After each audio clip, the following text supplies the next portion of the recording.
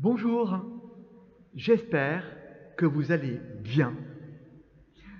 En ce moment de déconfinement, vous avez tous mes remerciements pour votre fidélité. Vous connaissez l'histoire de Louis et de Claire. Louis et Claire, des jeunes de 29 ans, ils vivaient une vie commune paisiblement. Ils étaient ensemble depuis quelques années, ils ont décidé de se séparer. C'est très triste, mais ils ne se sont jamais séparés. Et vous savez pourquoi? Parce qu'ils ont réalisé tout d'un coup que s'ils se séparaient, Louis ne verrait plus Claire, et Claire, elle perdrait Louis. Alors ça, c'était impossible dans leur vie. Et coûte que coûte, ils ont décidé de continuer, et ils sont heureux. Eh bien, j'aimerais faire le même chemin avec vous, le même chemin de la fidélité, si vous le voulez. C'est un don de Dieu. Merci pour le courage que vous avez eu à supporter le confinement. Je sais, dans vos maisons, dans vos appartements, c'est pas facile. Mais avouez que être entre quatre murs, eh bien, ça nous fait rechercher d'autres espaces intérieurs. Et c'est justement cet espace intérieur que je vous propose de regarder en cette heure. Et puis, je vous inviterai, si vous souffrez de ne pas pouvoir aller communier, ce qui est le cas de beaucoup quand même, de beaucoup de gens, eh bien, de le vivre en solidarité avec tous les chrétiens persécutés. Oui, eux, c'est pour tout le temps. Nous, c'est pour 2 mois, un petit laps de temps. Vous voyez, c'est très différent. Voilà. Alors, je vais m'arrêter là. On va ouvrir l'Évangile, car un chemin se fait jour. Il a l'éclat de l'amour. C'est dans l'Évangile de Saint Jean, vous le connaissez maintenant, au chapitre 14. En ce temps-là, Jésus disait à ses disciples, celui qui reçoit mes commandements, qui les garde, c'est celui-là qui m'aime. Et celui qui m'aime sera aimé de mon Père. Moi aussi, je l'aimerai, et je me manifesterai à lui. Jude, pas Judas, mais Jude, lui demanda à Jésus, mais Seigneur, que se passe-t-il? C'est à nous qui va te manifester, et non pas au monde. Jésus lui répondit, si quelqu'un m'aime, mon Père, il gardera ma parole. Mon Père l'aimera, et nous ferons en lui notre demeure. Celui qui ne m'aime pas ne garde pas mes paroles. Or, la parole que vous entendez, elle n'est pas de moi, elle est du Père qui m'a envoyé. Je vous parle ainsi tant que je demeure avec vous.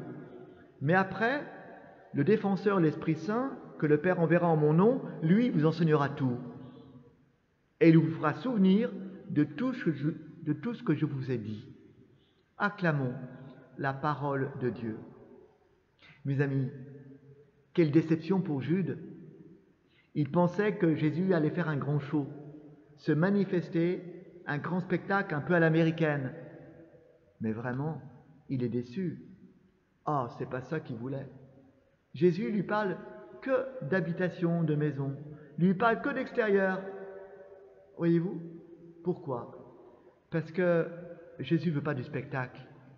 Il ne veut pas qu'on assiste à la messe. Il veut qu'on participe à la messe. Vous voyez la différence? C'est pas de la magie. Voyez-vous? Jésus refuse toujours la fascination pour emporter l'adhésion. Dieu ne fait pas de bruit. Le bien ne fait pas de bruit. Le bruit ne fait pas de bien, comme dit si bien saint François. Pour cela, 3 petites histoires. La première, elle se passe au Moyen-Âge. Un chantier. On casse des cailloux. On demande à la première, qu'est-ce que vous faites? Ici, vous avez vu, je casse des cailloux. Seconde personne demande, qu'est-ce que vous faites? Là, je nourris ma famille et mes enfants.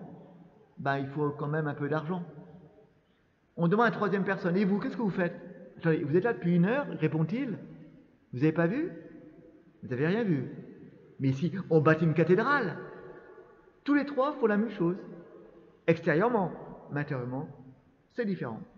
Eh bien, c'est ça, voyez-vous, ce que Jésus propose dans l'Évangile. C'est le chemin du cœur. Il ne peut habiter qu'à l'intérieur. Élisabeth, ça veut dire maison de Dieu. Vous êtes tous des maisons de Dieu. Par le baptême, car être baptisé, c'est être habité. Et quand je fais le signe de croix, je me rappelle que je suis devenu la demeure du roi. Voyez-vous? La présence. La présence, ça demande une maison. Et la maison, c'est toi, c'est moi. Aimer, c'est devenir un lieu de vie pour l'autre. Deuxième histoire. Un touriste qui se pose en hélico en haut du Mont Blanc, mais ce n'est pas la même chose que l'alpiniste qui vient de gravir depuis le refuge, 2 heures du matin, avec les piolets, avec les cordes, avec ses mains, au sommet. Le sommet est différent. Pourtant, c'est le même Mont Blanc. Eh ben non, justement. Voyez-vous, l'un l'a vécu de l'intérieur, l'alpinisme, parce qu'il a vraiment s'est donné tout entier, tandis que le touriste, en hélico, ben c'est sûrement très beau, mais si vous voulez, la jumelle, les paires de jumelles, l'appareil de photo, ça restera encore un peu extérieur. Vous voyez? Il ne s'est pas engagé, il ne s'est pas impliqué, il ne s'est pas impacté. C'est l'espérance de la beauté. Vous passez devant une boulangerie le matin, vous sentez de cette boulangerie les croissants, le pain frais, les viennoiseries. Voilà ce que vous sentez de la boulangerie.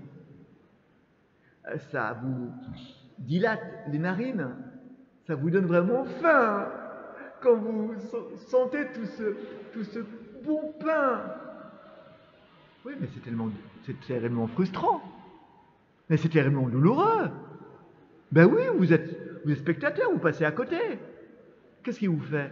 Qu'est-ce qu'il faut faire d'après vous?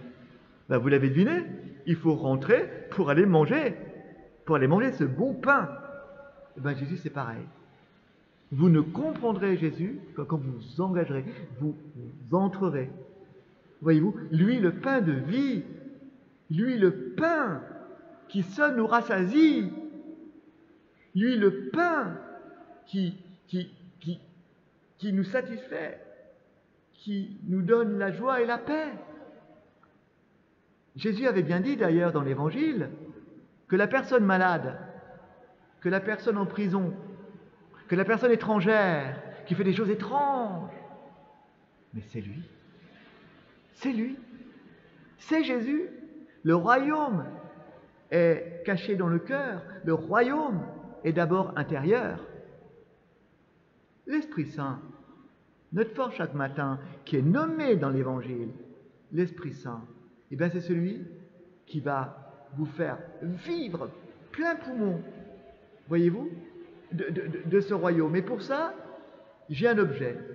Je vous propose le chapelet. Dites-le contre le coronavirus. C'est efficace, je vous assure. Je vous raconte une petite histoire là-dessus. Ça se passe le 6 août 1945. Ça vous dit rien? Est-ce que ça vous rappelle quelque chose? 6 août 45, dans l'histoire. Eh bien, c'est Hiroshima. Vous vous rappelez la bombe atomique à 8 heures du matin? Eh bien, ce qu'on ne sait pas, ce que peut-être vous ne savez pas, mes amis, c'est que pratiquement à 100 mètres de l'impact de la bombe, il y avait une maison tenue par les pères jésuites qui habitaient là. Il y a un père à 8 heures du matin qui rentrait du jardin et qui a un pamplemousse à la main. Il s'assied, prend le petit déjeuner avec les autres pères. Et au moment où il plonge la cuillère, une immense déflagration, l'obscurité totale, un souffle effrayant, une chaleur qui monte dans la maison, inexplicable. Ils n'ont eu aucune blessure, à part quelques éclats de verre dans le cou, c'est tout. Les murs ont tremblé, les vitres ont été brisées, mais c'est tout. Et ils ont témoigné, après 200, chacun 200 contrôles médicaux, c'est ce qu'ils disaient, c'est ce qu'ils ont dit, ils ont témoigné, s'ils ont été entièrement protégés, c'est parce qu'ils vivaient, disait-il, à l'époque du message de Fatima. Et à Fatima, je ne sais pas si vous vous souvenez, Marie a demandé de dire le chapelet pour la paix. eh bien, ils ont été entièrement épargnés. Mes amis, mais quel conseil vous avez là? Vous vous rendez compte? Le chapelet, ce tout petit objet, qu'est-ce qui peut être important? Voyez-vous? Alors vous me direz, oui, mais on répète toujours la même chose. C'est la même chose, comme un perroquet, quand on dit le chapelet. Je vous salue, je vous salue. Et moi je vous réponds, mais les amoureux, ils redisent toujours la même chose. Hein. Je t'aime, je t'aime, je t'aime. Le discours amoureux est souvent d'une platitude, que seul l'amoureux ignore, et c'est vraiment très fort. Et n'hésitons pas de dire le chapelet tous les jours. Je vous assure. Si c'est pas trop lourd, bah vous dites seulement une dizaine ou 2 dizaines. Je vous assure que c'est extrêmement efficace. Moi-même, je dis mon rosaire tous les jours depuis l'âge de 21 ans. J'en ai 65. Et je vous assure que ça m'a beaucoup aidé dans ma vie. Énormément.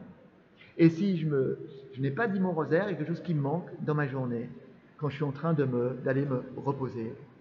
Mes amis, le désespoir contre ce cancer égrène ton rosaire. Au mois de mai, je vous propose le chapelet, tous les jours, si vous pouvez. Voilà quelques conseils que je vais vous donner. Simplement, faites sourire 3 personnes tous les jours. Il faut que vous fassiez sourire 3 personnes tous les jours. Vous verrez. C'est génial pour le psychisme, pour le mental. C'est absolument somptueux. Deuxième chose, ne jamais, jamais comparer votre vie à celle des autres. Car vous ne savez pas ce qu'ils peuvent endurer. Troisième chose, la vie est trop courte pour être rancunier. Je vous assure, le pardon libère. On passe à autre chose. Quatrième chose, si vous pouvez le faire, c'est très important aussi, si vous voulez dans la vie. Il me semble, voyez-vous, que, au fond, eh bien, l'essentiel se trouve dans la tendresse. Les plus beaux yeux, ce n'est pas les yeux bleus, les yeux verts, les yeux marrons. Les plus beaux yeux, c'est les yeux qui te regardent avec tendresse. Alors je vous propose, eh bien, de vivre la tendresse, vraiment, de respecter, bien sûr, eh bien, les gestes barrières, le masque, on peut tous le faire. Oui, c'est important. Vous avez remarqué que le coronavirus était terrible dans les pays individualistes et avait beaucoup moins sévi dans les pays où on a l'habitude de vivre en groupe ou en communauté. Ça m'a beaucoup frappé. Comme quoi le masque, vous ne le mettez pas pour vous, vous le mettez pour les autres. C'est important, la bonne distance. Hein, on voit la différence. Eh bien mes amis, voilà, je vais m'arrêter. Simplement, souvenez-vous, le chapelet, je vous le conseille. Hein, si vous pouvez l'avoir sur vous, je vous assure. Et quand ça ne va pas très bien dans ta vie, quand tu as des décisions à prendre, ou dans tes journées, des moments de galère, on a tous des minutes pas très marrantes, ben, vous serrez la main sur votre chapelet, voyez-vous, vous le serrez dans la main. C'est comme si tu serrais la main de Marie. Je vous assure, je l'ai vécu, moi aussi. Alors à tous, un très bon déconfinement. Mais surtout, restez prudents. Et à lundi prochain, si vous le voulez bien.